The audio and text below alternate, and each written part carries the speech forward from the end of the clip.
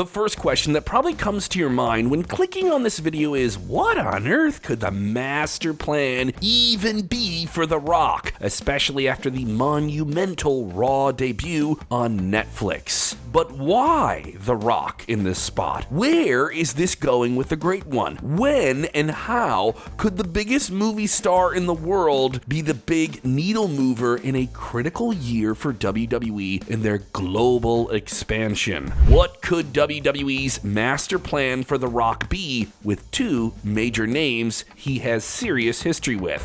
This is Sportskeeda Wrestling. I'm Kevin Kellum, and we want to smell what you are cooking up in the comments below. Los Angeles, the Intuit Dome. WWE had scored the biggest media rights deal in the history of pro wrestling, Monday Night Raw on Netflix. Months of anticipation, wall-to-wall marketing to reach this critical point to usher in the new era. It was decided the music that would play to open it was The Rock. In all seriousness, it's hard not to see why WWE got the biggest pop possible on the first ever kickoff of a Raw on Netflix. For those following the world outside of wrestling, you need to do that. Yeah, go touch grass. Getting jaded and fickle with their keyboard warrior shallow hot takes, this is still The Rock. Still one of the most popular human beings on the planet. So you can take your contrarian rage bait gossip videos about on-set behavior and backstage politics, and you can stick them straight up your, well, you know. Outside of these failed takedowns of The Rock, his Hollywood standing remains strong. Following some box office setbacks, his recent Disney animated adventure film Moana 2 is inching towards $1 billion at the global box office. He's also working on a live-action adaptation of the previous Moana film, and he still has a massive social media reach that's bigger than the populations of some major cities. Oh, also, he's on the board for WWE. Yes, he's an actual executive for them. That isn't just a term calling him the final boss. He's the actual final boss. A character he embraced and changed the current of things last year when he was going to have Rock versus Reigns at WrestleMania. He knew what the fans wanted and went the right route and helped crown with a star-dusting moment Cody Rhodes defeating and humbling his bloodline brethren in Roman Reigns for the right ending at WrestleMania. The decision paid off big and led to the most interesting character work he's had in a long time in WWE. It was kind of expected that he was going to return post-Royal Rumble for WrestleMania match in Las Vegas in 2025. Whether that was going to be against Cody Rhodes, Roman Reigns, or both, it was assumed he would headline one of the two nights of WrestleMania in the desert. But when he appeared on Raw on Netflix, he showed no signs of being the final boss, minus the cool Versace vets that he can totally pull off. He was just himself. This was a little bit more Dwayne Johnson, the Hollywood executive, more than The Rock. The Rock seemed to want to associate himself more with his family heritage and wasn't playing too much of his character at all. Not one to further the storyline, but still be present and give it some oomph, I guess. The fact was he just gave Cody Rhodes a positive shout out from the ring and seemed to completely undo any tense arrangement they had on the Raw after WrestleMania 40. On that night, Rock told Cody that despite his story with Roman Reigns being over, their story was just beginning. It got a positive response and it made sense in the context of a WrestleMania to WrestleMania scenario. The Rock pinned Cody on the Saturday night of WrestleMania, and Cody won the WWE Championship the next day. It was a blockbuster match that could easily be picked up upon, but it's simply not happening? I mean, maybe? People are assuming that it isn't happening based on what we saw on the Raw Netflix debut. You would think that if Cody Rhodes versus The Rock was the direction for WrestleMania 41 in 2025, then he wouldn't be praising him and carrying the company and look at all the good work you did in the last year. That leads us to the next possibility, a future match against Roman Reigns. Don't get us wrong, Cody versus The Rock is an amazing story to tell, and it can still be told. And it could headline a WrestleMania or maybe another big show. The big muddy match, though, that has been discussed for years before all of this, remains the one with Roman Reigns. That was the match that was supposed to happen at WrestleMania 40. There was some discussion of that at WrestleMania 39, the last time WWE had a massive event in LA.